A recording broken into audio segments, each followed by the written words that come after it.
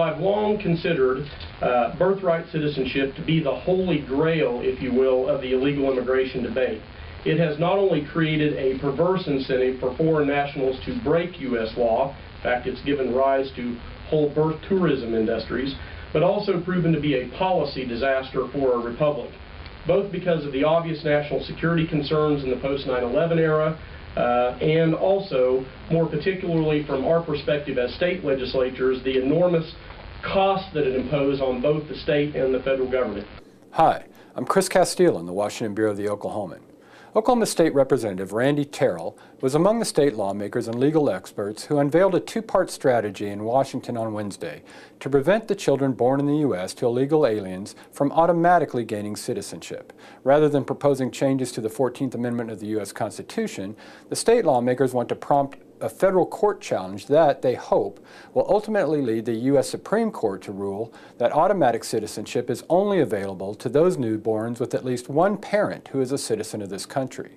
It's time to apply the 14th Amendment correctly to require that when somebody is actually born on our soil, that they also meet the other provision, and that being under the jurisdiction thereof, that their parents actually have, or at least one parent actually has an allegiance to our nation and not to a foreign nation. Lawmakers hope states will first pass bills that define state citizenship. This bill won't address crime, but it will address the economic incentive for people to come illegally to the United States. This also defines an Arizona citizenship. I'm a citizen of Arizona. I'm also a citizen of the United States. And we need to remember that the states created the federal government.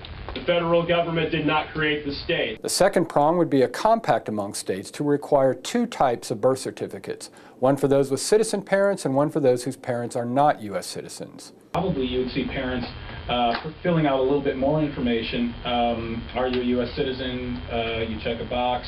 Are you an alien lawfully in the United States? If so, what is your, are you a green card holder, legal permanent resident, or are you something else? Protesters disrupted the lawmakers' news conference several times, with some accusing the lawmakers of racism.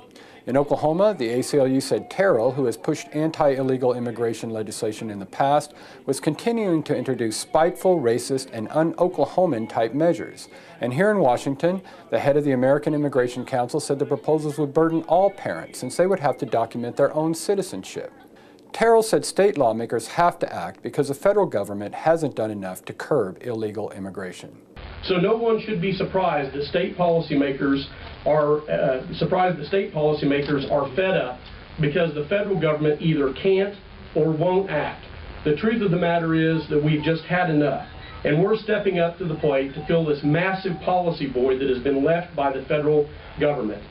Perhaps maybe even we can force them to act.